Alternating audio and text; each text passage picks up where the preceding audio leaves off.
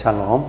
Hari ini kita akan merenungkan kitab Bilangan pasal 33. Teksnya ayat 38 sampai 56. Dan sudah dibagi dua paragraf.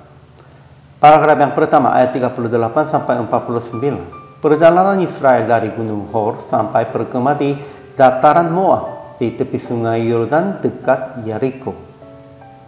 Paragraf yang kedua ayat 50 sampai 56. Tuhan berfirman kepada Musa akan menghalau penduduk negeri Kanaan dan menghancurkan patung-patung mereka.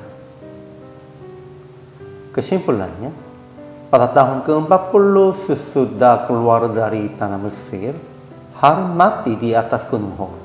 Dan Raja negeri Arad, orang Kanaan, mendengar kabar tentang kedatangan orang Israel. Mereka terus berjalan melalui Jalmona, Punon, Obat, Abarim, Dibon Gad, Almon Diblatain sampai dataran Moab di tepi sungai Yordan dekat Yeriko. Dan ketika orang Israel bergema di dataran Moab, Tuhan berfirman kepada Musa bahwa orang Israel harus menghalau penduduk negeri Kanaan dan menghancurkan patung-patung mereka. Dan ia lagi memperingatkan bahwa jika tidak berbuat demikian, penduduk negeri Kanaan akan menjadi seperti serumbar dan duri bagi orang Israel. Ajaran tentang Allahnya.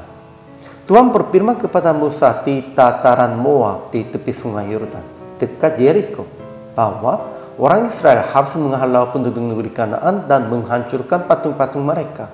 Kalau mereka jika tidak berbuat demikian, penduduk negeri Kanaan akan menjadi sepertinya serumbar dan duri bagi orang Israel. Dan Tuhan akan melakukan kepada Israel seperti yang ia lancang melakukan kepada penduduk negeri Kanaannya. Ajaran tentang manusia. Pertama, Imam Harun berumur 123 tahun ketika ia mati di Gunung Hor sesuai dengan titah Tuhannya. Pada tahun ke-40 sesudah orang Israel keluar dari tanah Mesir. Pada bulan yang kelima, pada tanggal 1 bulan itu.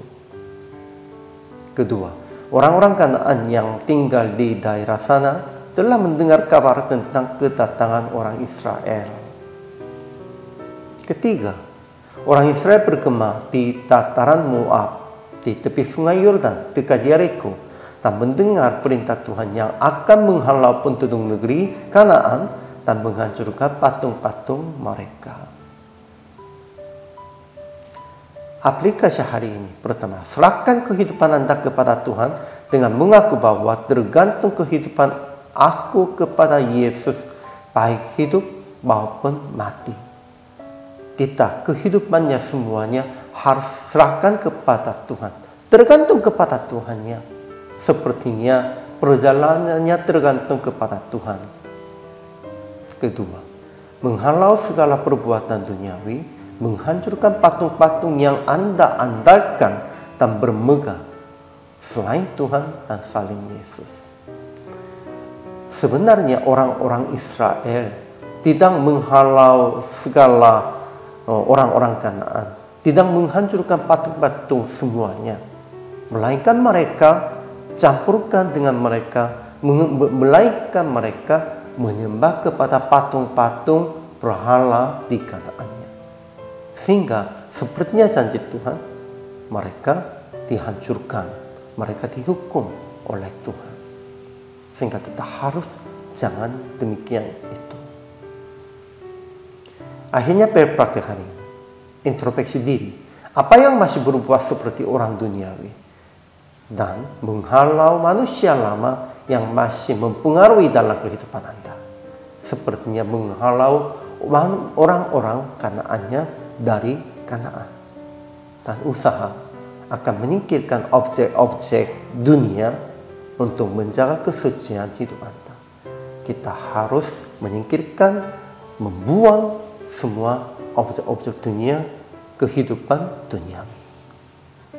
Inilah kehidupan orang percaya. Hari ini juga selama melayani, Tuhan Yesus memberkati.